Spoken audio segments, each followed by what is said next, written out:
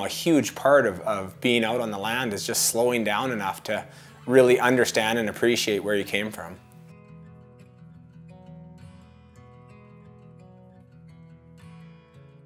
Well, our operation, Family Farm, is a 2,500 acre farming operation, and it's a blended farm between Chambers land and Devalorola land, so both my mom and dad's side. Established in 1909, the Chambers side of it, and where I live now is actually on the Devalorola side of my mom's family.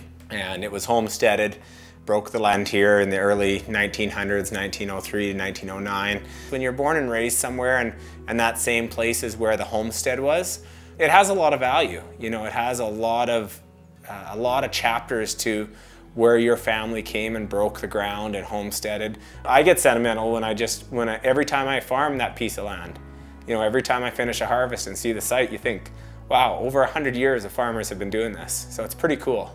This was a big transition year. Right now on our farm, there's my wife Martha and my 14-year-old son Chase, and we are sort of a sole operation as far as, you know, I do get hired help at harvest. This was the first year though that we actually took off a crop without my dad working with me. So that was a big transition. We'd worked together the last 25 years, and you know, he's sort of earned his retirement, and they retired into town off of the family farm. And so it was a very different year that way, operating, you know, without having dad there. Makes it more, you know, it makes it a bit more of a challenge. It's almost like when you're kind of like, okay, now here we go. This is my total show to run. You know, I think you have a huge responsibility to understand the stories behind the land.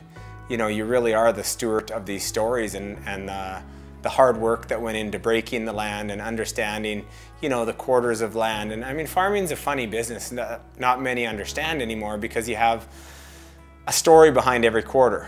You know, I think you owe it to the future generations to help convey those stories. And I mean, progressively farming's getting more technologically advanced. There isn't the same types of hardship and stress, but I think there's the same amount of stress. It's just a different type now. Slowing down enough to appreciate the stories in a society that's moving so quickly and that has such a short attention span for anything. I think people generally in their lives just don't slow down enough to appreciate the little stories in their workday, you know, and appreciate those, you know, the sunsets over the horizon of your farm. And I was very driven. I didn't see farming in the same light, I guess, growing up that I do now.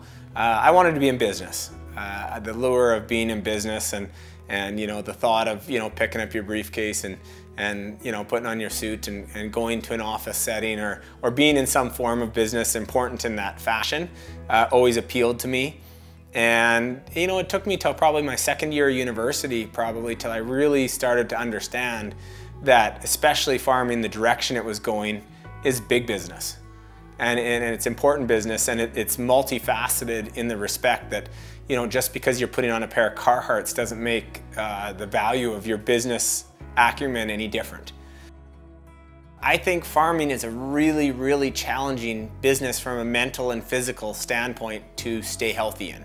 You do have a lot more hours of sitting now. It's not like our grandparents or great-grandparents where we were shoveling grain and throwing bales and, you know, doing all this. We've got beautiful machines and cabs that do a lot of that physical work for us. So, you know, we are spending more hours with less labor. So I think it's important that farmers find ways to balance their health and find ways to be healthy. The little things that they can do in their daily routine, and from a bigger aspect, the mental health. And then, you know, using our vehicle of food producers to help society understand their own food choices. And so it's never the same. Like you have to learn and evolve and change so rapidly that being a farmer now is just this constant learning curve. I know that I'm not choosing to be the big farm. I'm choosing to be the small, efficient, quality operation that has the ability to monitor all my land by walking it.